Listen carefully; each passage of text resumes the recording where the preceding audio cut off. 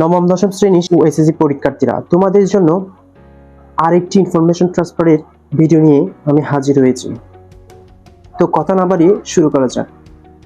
Abraham Lincoln was the 16th president of the USA.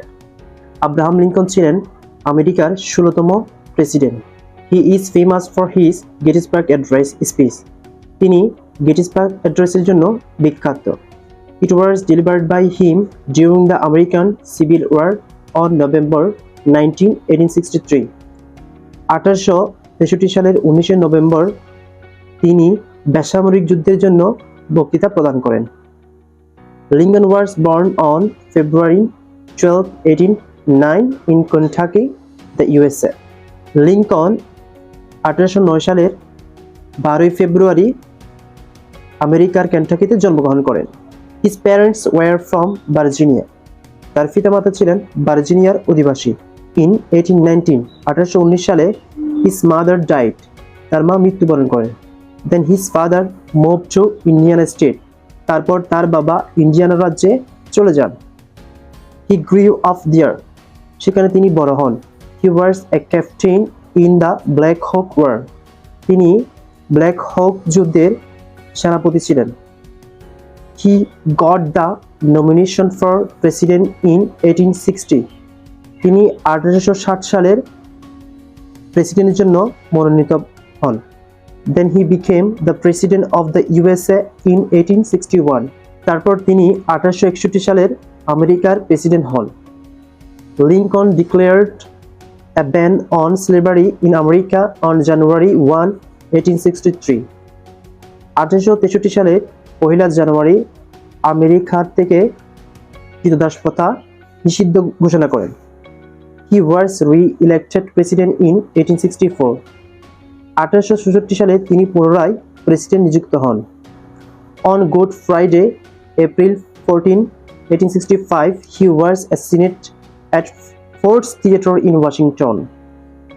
1865 সালের 14 April ওয়াশিংটনের ফোর্ডস থিয়েটারে তিনি গুপ্ত হত্যার শিকার হন। এই ছিল মোটামুটি একটি পেসেজ থেকে কিভাবে তোমরা ইনফরমেশন ট্রান্সফার করতে পারবা, সেজন্য আমি পূর্বে থেকে তোমাদের এখানে কিছু হাইলাইট করে রেখেছি। তো তোমরা কিভাবে এই বিষয়গুলা পেসেজ থেকে খুঁজে বের করবা তার নমুনা আমি আজকে দেখিয়ে দিচ্ছি। আব্রাহাম লিঙ্কন সম্পর্কে কিছু ইনফরমেশন আমাদেরকে ফিল আপ করতে হবে। তো আমরা প্রশ্নটা ভালো করে দেখি। ব্যান স্লেভারি, ক্রীতদাস প্রথা, কখন ক্রীতদাস প্রথা তিনি বন্ধ করেন সেটা আমাদের বের করে নিতে হবে।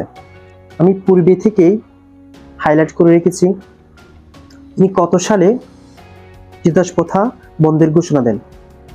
নেম অফ দ্য ইভেন্টস, ঘটনাবলীর নাম, প্লেস, স্থান, ইয়ার, টাইম, সময় লিখতে হবে, কন্ট্রিবিউশন, তার অবদানগুলো। এখানে ক্রীতদাস প্রথা তিনি বন্ধ করেন। Lincoln declared a ban on slavery in America on January 1, 1863. অর্থাৎ তিনি 1863 সালে ক্রীতদাস প্রথা বন্ধের ঘোষণা করেন। বর্ন, তিনি জন্মগ্রহণ করেন। তিনি কত সালে জন্মগ্রহণ করেন? তিনি জন্মগ্রহণ করেন Lincoln was born on February 12, 1809 in Kentucky. তিনি জন্মগ্রহণ 12 ফেব্রুয়ারি 1809 সালে। 3 নম্বর, 19 নভেম্বর 1863 made him famous. এই যে লেখাগুলো আমাকে খুঁজে বের করতে হবে, তারপর তার ইভেন্টের নামটা লিখতে হবে।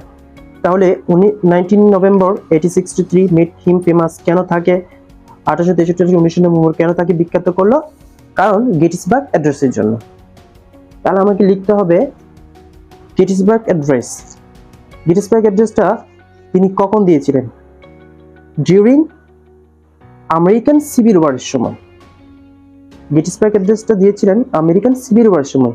লিখতে হবে Gettysburg address during American civil war. এর পরবর্তী বিকেম দ্য প্রেসিডেন্ট, তিনি কখন প্রেসিডেন্ট নির্বাচিত হন?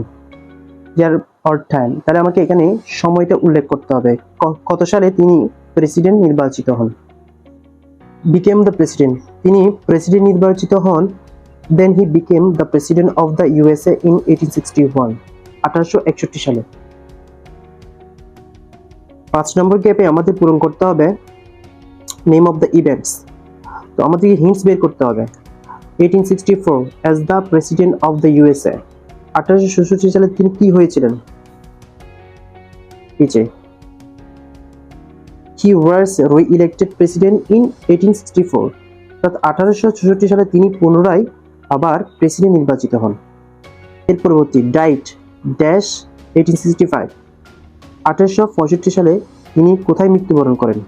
Fresh Ford's theatre in Washington, Ford's থিয়েটারে তিনি মৃত্যুবরণ করেন। এই ছিল আব্রাহাম লিঙ্কন থেকে ইনফরমেশন ট্রান্সফার। আশা করছি এই ভিডিওটি তোমাদের জন্য খুবই উপকারে আসবে।